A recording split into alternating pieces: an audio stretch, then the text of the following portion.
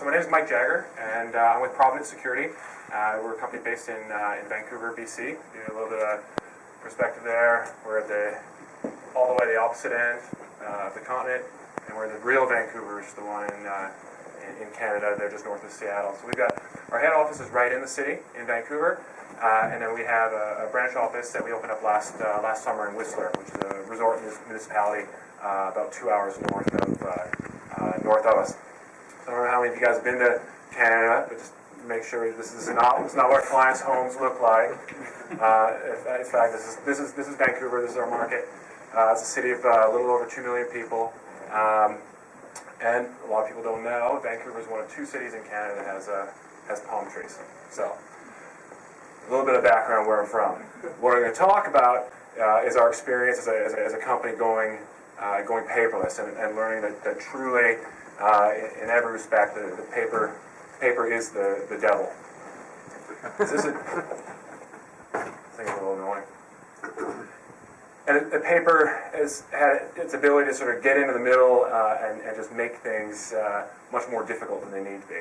A bit of background on one of our marketing sort of inspirations, a guy named Seth Godin, and he has a great analogy that we use at Provident where he talks about cows. And in particular about how boring cows are. And nobody cares about cows. And then when you take your family to the zoo, and you see all these animals, you'll never see a cow. It's not a draw, there's not a feature. You're driving with your kids along the highway, you're looking out the window, and you're seeing thousands and thousands of cows, and no one's looking saying, look at the cow. The analogy is that what if one of those cows was purple? So, well, that's different, that's remarkable. So you might stop your car, you might get out and see, well, did someone dye the cow purple, or was it born purple, or what's the deal? You're going to touch it, see if it's real, but what you're going to do is you're going to remark about it, and it's something different and remarkable. So as a company, Provident Security, what we try to do is that we're a full-service security company. We install the alarms, we have our own central monitoring station where we monitor them, but our purple cow is the fact that when the alarm trips, we guarantee we'll be at your door within 5 minutes, 24 hours a day. We are not going to call you. We are not going to check. We are not going to do anything other than assume that every single alarm is real until proven false. And the way that we're going to prove it false is by showing up on your doorstep 24/7. And that's a really important differentiator for us. So we put a ton of effort into ensuring that we offer a remarkable service that truly is a purple cow. And one of the reasons that we've been successful with that is because we've had to become good at saying no. And one of the most important things we say no to is people who do not live in the neighborhoods that we offer the service in. So we know for sure, in the city of Vancouver, if you live west of Oak Street, there's no question we are the best security company on the planet. And that's great, because we're the only company that does what we do.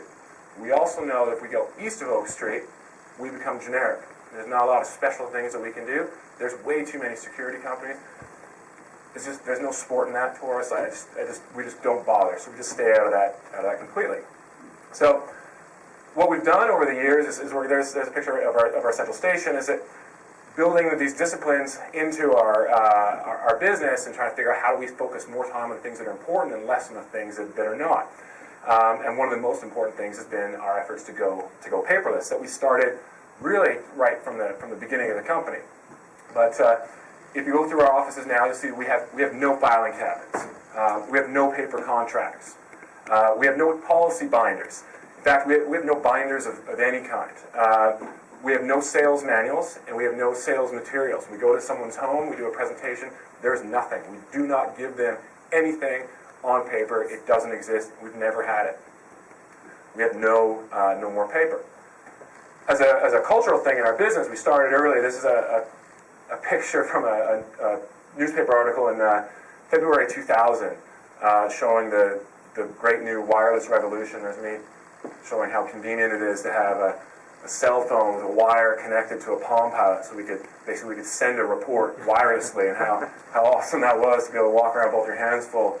But we started early on, and we've come a long way since then. But technology has always been sort of a core part of the business. Here's a shot of inside of one of our original trucks back when we were doing the Palm Pilot thing. So we've had a lot of people that have come to our offices and toured and wanted to see about how do we get to where we are now on the paperless project.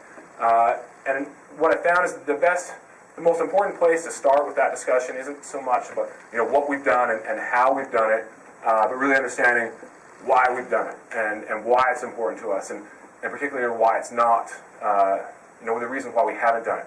We have not gone paperless because we're trying to save the environment and go green. It's a nice benefit. That's not the reason we did it. We're not a bunch of hippies on the West Coast that are all about it. And we're not trying to save dolphins or do anything. There's no great, noble environmental mission on this, despite the fact that we are saving a ton of trees, for sure. We do think dolphins are great, but it's just not the driver. The driver is that west of Oak Street in Vancouver and in Whistler, we want to make sure that we're going to be the very best security company on the planet, because we want to make sure that we're staying purple. And we recognize that what's a purple cow today quickly becomes tomorrow's table stakes, because as other people start doing the same thing, anything innovative, anything good is going to get copied. So some of our favorite examples that we talk about at Provident is, here's a Tennessee company, FedEx. And what FedEx did an amazing job. They come up with this awesome thing in '73. Say, if you need a package delivered by noon the next day, they're the only show in town. They're not only the best company in the world, they're the only company in the world that's doing it. It's so good, it's so innovative, that it changes the entire industry. So now, it's not an option. If you want to be in the delivery game, it's not an option to be able to deliver the next day. Of course you'll be able to deliver the next day. Everyone does it. If you're in the industry, you're doing that. The next thing big thing they came up with was tracking your package online. You could see it. Purple cow, innovative, quickly became table stakes. You're not in that business unless you can do it. And the world is littered with these companies and these awesome things that get invented that create entire industries, like the Atari 2600, or the Palm Pilot, where these things were revolutionary, amazing things, and they're kind of still around, these companies, but they're not participating in this amazing monsters that they built, and they're missing out on the opportunity. So we want to make sure at Provident is that we recognize we don't want to be that company. We have to be able to spend our time.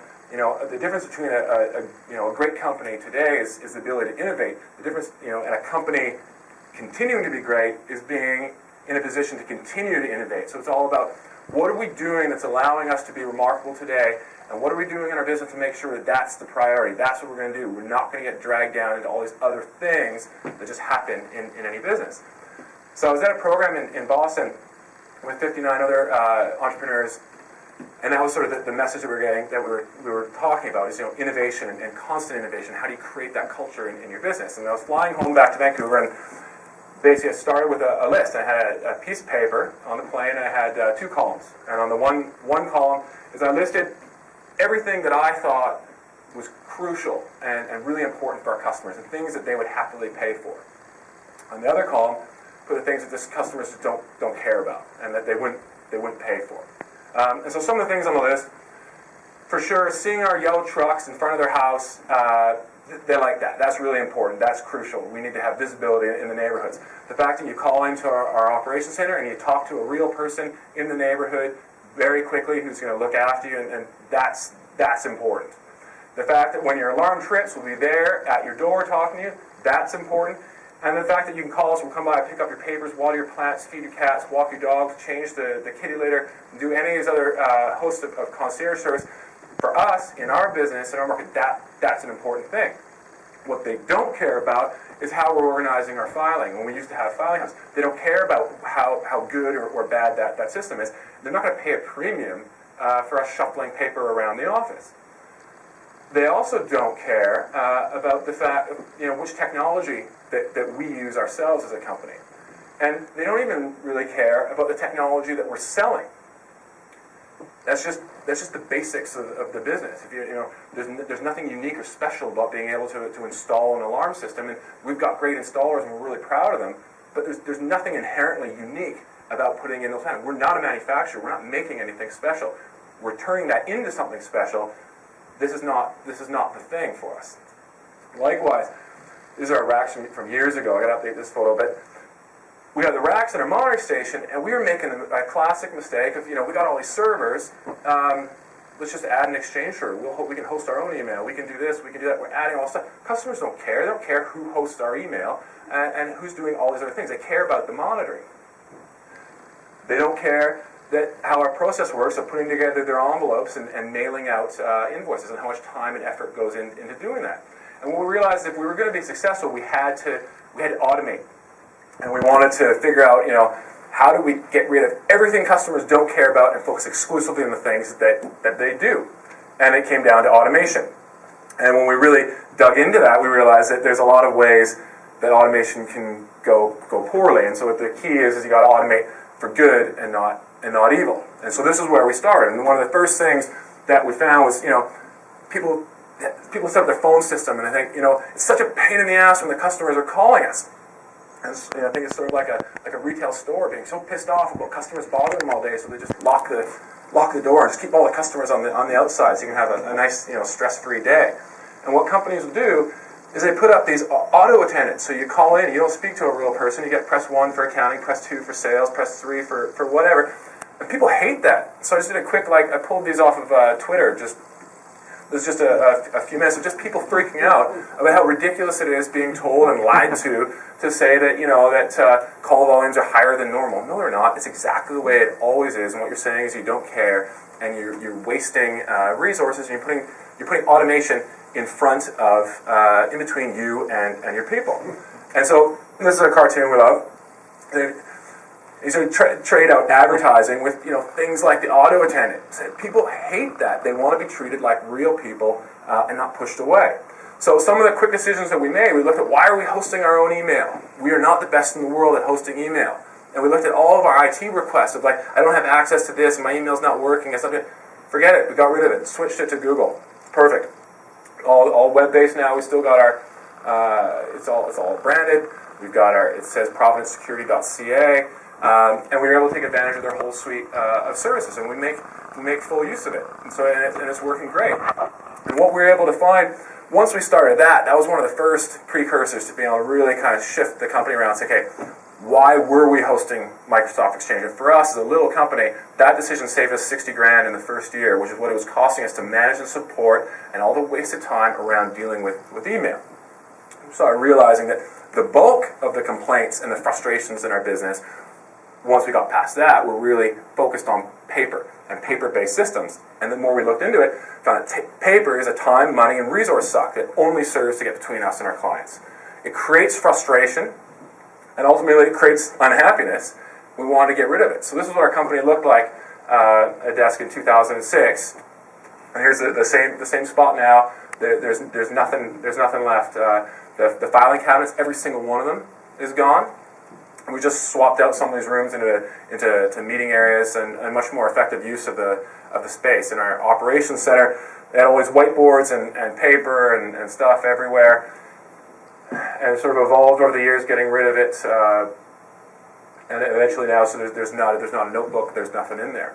And some of the transition on inside of our space and operationally is again, we had to say no to a few things. Well, one of them was, no, we don't have a fax machine. And I don't know if the IRS is as backwards as the CRA. I assume it's just as bad or worse. But they're the ones that call in. The government's saying no, they have to have a fax. And we just told them we don't have a fax. I wouldn't know where to buy a fax. We're not doing it at all. So this is the way we're going to do it, and it's worked out great. For the customer side, because we need to get our requests in writing. Because if someone wants to, they say they want to disable the upstairs motion detector, we want to make sure that, okay, are you saying you want to bypass that, or do you actually want us to disable it? If you want us to disable it, we need that request in writing so that there's some liability there. So what we've done is try to make it as easy as possible for customers to give us the information we need from them in writing in a manner that we can streamline it and make it clean. So we've got our web portal where clients can do it online. If a client has to do it, they can do it with us verbally, and then we'll follow up with an email to confirm what they said and what the discussion was. But it's all going into our system directly, because we're trying to. One of the biggest places for errors is in redundancy of people, multiple sites of data entry, and that's what we're trying to just kill that off. So we want the information to come in once, and when we work from there. So we're building a story, and it just keeps getting bigger. We're not getting new authors coming in, starting new places for data to hide. In terms of paper coming into our office, one of the big projects we try to do is, first we want to get rid of all those filing folders, right? So what we did is we put scanners on every desk. We said, okay, at least the paper coming in, we're going to stop it right here. So we can take it, scan it, and then send it right back on out to the shredder so that it's not allowed to get, there is no in or out box anymore. One of the, I guess it's been, I think we did that like 2007 when we started really getting hard on the filing cabinets. And it's like anything, when you're trying to do a big change, we had some pushback from some people, and it was occasionally, it just becomes easier for people. They need to work on the Mrs. Smith's file. They physically go get the file, and then we were missing deadlines. So the trick that finally worked is I came in with a couple of our managers, and we got dollies, and we physically took all the filing cabinets. We got 3 different floors in the space that we're in. We took all the filing cabinets that were spread out everywhere, and we took them all in one spot on the 4th floor and closed the door behind them. So if you needed to get a file, fine, you can have it one more time, and that's it. And it's getting scanned right there. And so we force-fed that in. And so we've been trying to get rid of these filing cabinets ever since we actually still have 3 of those brand new ones that we're trying to still get rid of. But every single file is gone. And we had employees kind of freaking out a little bit, saying, I liked it the way that it was. Now that we've got it this way, not only were they much happier once we rolled into it, is then it made it so much easier for us to keep pushing it forward. They said, oh my God, this is making my life so much simpler. There's only one place for that data to be. We can see the contracts in one spot. Multiple people can see it. We can control who has access to it. We can see who looked at it and what they've done with it. So then we started going through the rest of the business, thinking, how can we get rid of all the rest of this stuff? And one of the big lessons that we learned is that you don't replace a paper-based disaster scene with a digital disaster scene. And that's one of the easiest things to do. If your process sucks now on paper, it's going to be even worse digitally. And the bigger challenge with that is if you're trying to win over employees to get them to see this is a great new direction that we're going, that'll make it even worse. You're just giving them ammunition to say this is nuts. And so what we found is in order to really go paperless, we first needed to get some more paper, and we needed to make sure that our systems were clean and that they made sense, so that we could map it out. So we used a lot of our different processes. We used Post-it notes. We put them all up on the boards to get what's every single step of this process, and who owns this step, and who owns this step, and how can we streamline this? And then once we had that, then we're switching it to a digital-based thing. So we did a lot of whiteboards. We're tracking all of our metrics. Each day we wanted to see how many installs, how many responses. One of our key numbers is our greatest service. How many of our responses we get to within our guaranteed response time. And all that stuff we're doing manually. As we perfected it, then we started transitioning into digital dashboards that are pulling information from all of our different systems. We use Mass as an automation platform, and Mass is great, but it only takes you to dispatch. And that's where our whole process starts, because now we've got a guy going out to Mrs. Jones' house, and we've got to get all that information of exactly how she needs her alarm responded to, what we did when we got there, and how we're going to follow up on it. And so we've got these dashboards set up on the walls that are showing us in real time what's going on. It's hard to see in this photo, but every single position in our company has a set of metrics that they're responsible for. And so we've digitized those numbers so that, and we've color-coded it so that basically you could come into our operations center, you don't need to know anything other than a yellow number is good, a red number means we're coming up on a deadline, and a flashing red number is bad. And it's a visual cue, and we've been able to we keep refining these things, and we find that we figure out for one particular position, for example, following up on alarm responses, we're doing a call to the client to say, hey, this is what happened, this is what we did, are you happy, all that stuff. It comes up, in this case, it's for responses. There's 13 responses on that shift that position still had to follow up on and to do.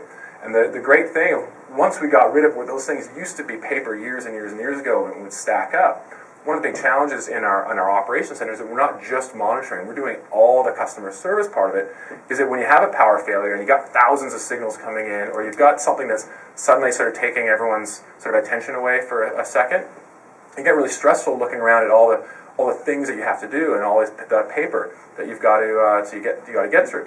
Moving to digital systems allowed us to just calm everybody down, because no matter what's going on, you can see in a second that the numbers are yellow. It's great. Don't worry about it. If the number's flashing red, then that's urgent and that's a priority. And we can help people that are struggling, because as soon as that happens, that's emailing out all the other people that are relevant to that particular number. So we've done a lot in that way it's probably one of the biggest benefits of getting off the paper is real-time metrics, because we want to see how we're doing in the past 5 minutes and in the past hour, not waiting for for everything from financial statements to all of our operational metrics is real-time. One of the things we try to do is we get pretty excited, and I love this stuff, and I get fired up about all the things that we can do and projects we can take on. Is that much in the same way that we're running an Exchange server because we could. We want to be careful that we don't want to be creating stuff in-house that we could just be leveraging off of someone else's specialty. So the example for that is is our contract services. So you guys this is what our paper contracts used to be. We get, especially when we're dealing with a lawyer, every lawyer client wants to prove to you that they're a lawyer, and so they want to mark it up, make a little change here, a change there, crossing things out, sending them back. And the challenge is that our contract really isn't a suggestion. We're totally open for anything else, and we're all about the service. But the contract's pretty cut and dried, and we got to have what we got to have in there, and it spells it out on both sides. And it's a big responsibility monitoring somebody's home, and really if someone has a flood or a fire or anything, we're going to be the first guys that the insurance company's coming after. So it's all got to be dialed in properly. With a paper-based contract, I'm signing off on every contract, and what would happen is I ended up getting in the middle of our sales process. I would slow everything down because those contracts would all come to me to be the last signer. So if I'm not there, if I'm in Nashville, the stuff's just stacking up. And unless I'm looking at it really carefully, I'm not going to be able to see that someone's missed an initial here, or they've made a little adjustment, so things slide through. So we switched to a digital signing service a little over 2 years ago, and we use Right Signature. What happens with Right Signature is that when the salesperson goes out, talks to the client, they send them a link to our contract, and the client can go on, and they sign, put in their billing information and their contract, the initial, all the pages. Then it comes to me, and I only get it after it's perfect. So I know for sure now, I don't have to waste a bunch of time going through it. I know that if I get it, it's good, and I'm signing. So now I'm managing by exception. I'm not having to worry about all the stuff that's going great. I don't have to think about this. I can just do it. I can do it on my iPhone, and I can do it on my iPad. I can do it wherever I am. It just takes a couple seconds, and then the customer gets the PDF. We get it. It goes to where we need it, and we know that it's perfect.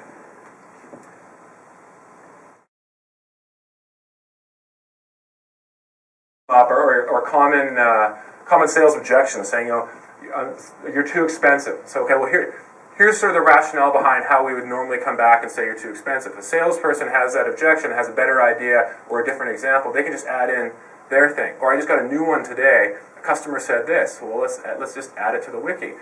And we found that by opening it up to employees, just trusting people to do the right thing and to be part of moving forward, they're great, and they do it. And the ones that are keen on it, like we've got a few different types of people. Some that they'll just read it and just do what it says. And then the ones that just love, they can't help themselves. They want to correct everything, and they're adding stuff all the time. And so we can see who's sort of the most active people for adding and making the content better. And we've had really in the past few years, I don't think we've ever really had any issue of an employee putting anything inappropriate or something we didn't want on there. They just added value. So our policy and procedures are all real time, and it's absolutely current always. We would have, if we cut this out into paper, onto binders, I mean, we probably would have the equivalent of 500 or 600 versions every year at a minimum, because this stuff's getting changed all the time. The biggest thing we're able to do with the wikis is leveraging video, and what we try to do is filming everything. Because we never know when how we can tie that in and use it. So some examples of how we've done it. We've got technicians that are talking about how to change a panel battery, because some of our junior techs doing it. I'll go do a presentation. We'll record that. Then that gets tied into an employee or to into our sales wiki as examples of how we talk about pricing. During seminars, this one's an example where a customer in one of our seminars asked, how many vehicles do you have on the road? Tied back to our 5-minute response thing. And that's a question we don't give a straight answer to. But it comes up a lot. So we use the video to show how I answered the question without giving the direct.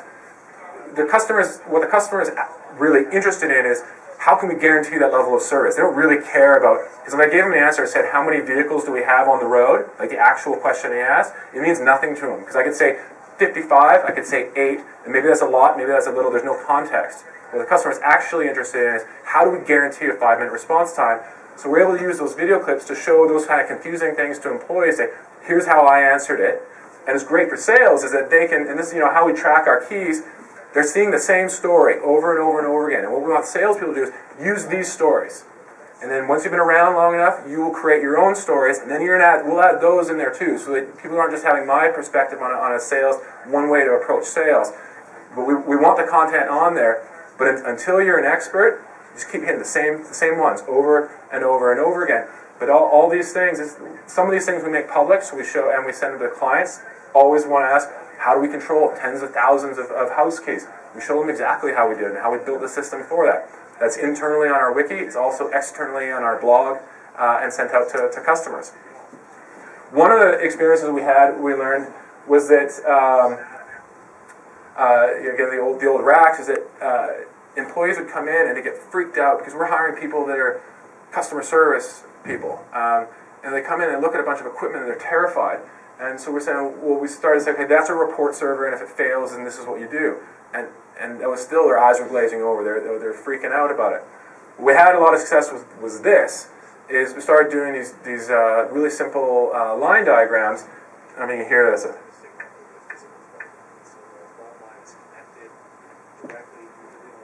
It's just dumbing it down to just the simplest concept.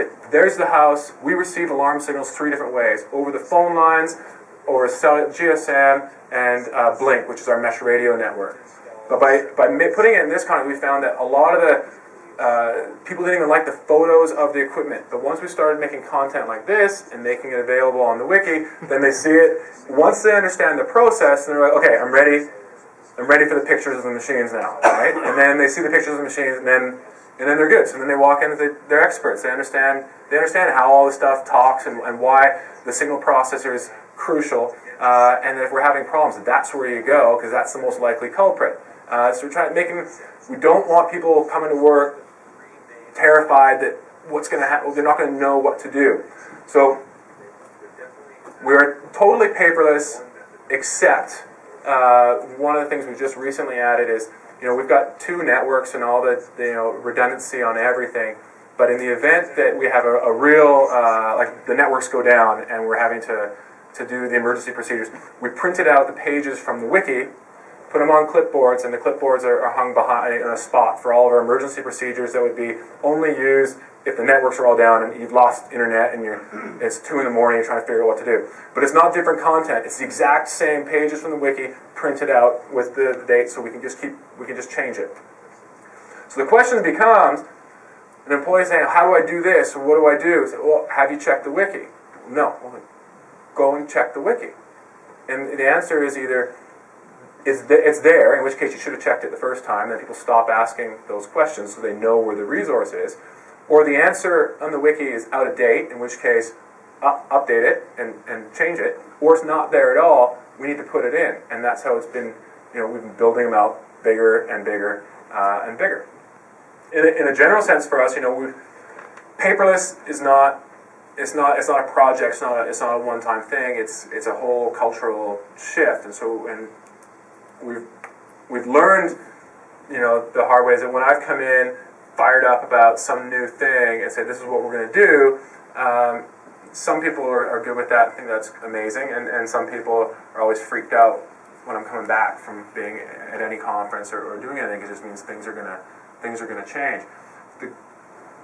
By getting paperless sort of built in to our sort of DNA as a company, it's helped get much better reception now, because we've had enough wins where they can see this stuff works. It makes my job easier.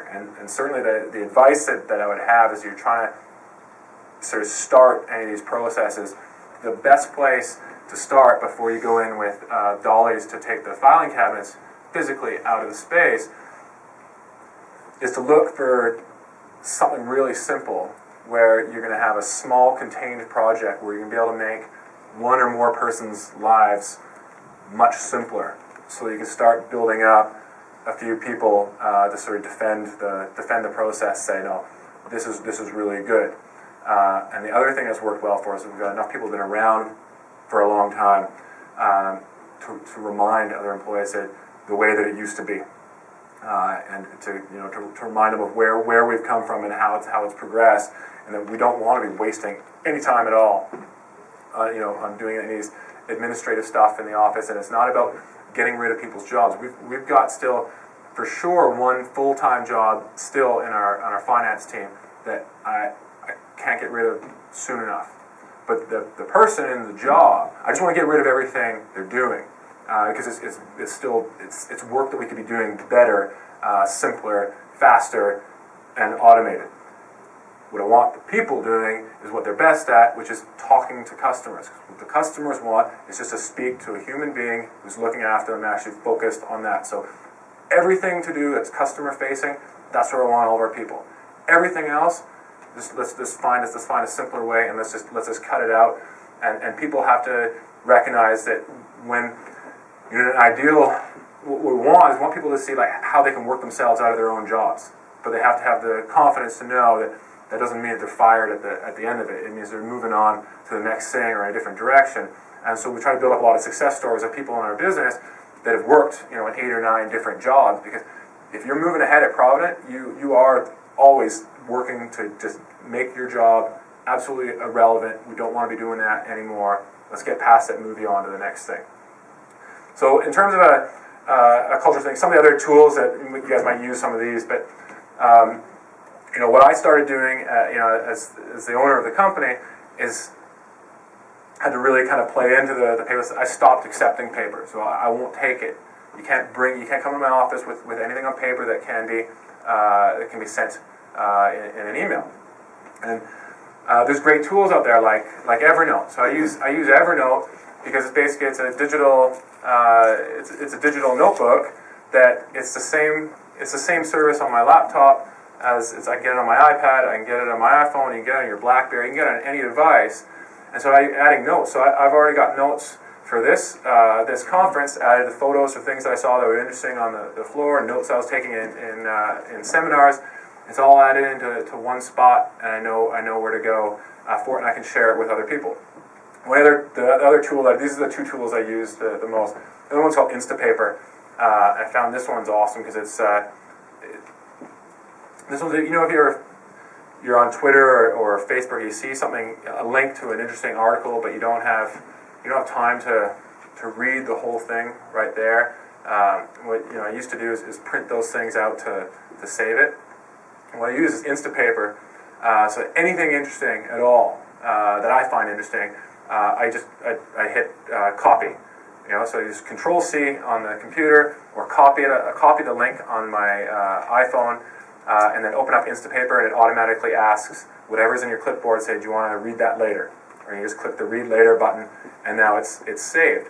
And so what happens is I go through in a conference, and people will mention links, or I'll pull something up or find something interesting, and I'm clicking everything back to my Instapaper. So then when I'm sitting on the airplane or anywhere at any time, I can go to my Instapaper account, and it's got everything that I've noted from anywhere else on the internet is in one spot, and I can deal with it. And by knowing that I've got it under control, I don't need to print it out. I don't need to carry around any paper. I don't need to worry about shredding stuff after I'm done with it. It's all in one spot. So this next one is sort of sums up for us the paperless thing. Is that I think like any major change in a business, it's all about knowing who you are. And are you the next Google? No, I'm a goldfish. We're not trying to be ADT. We're not trying to be anybody else. The most important thing for us is to be the very best company in the world, west of Oak Street in Vancouver and in Whistler.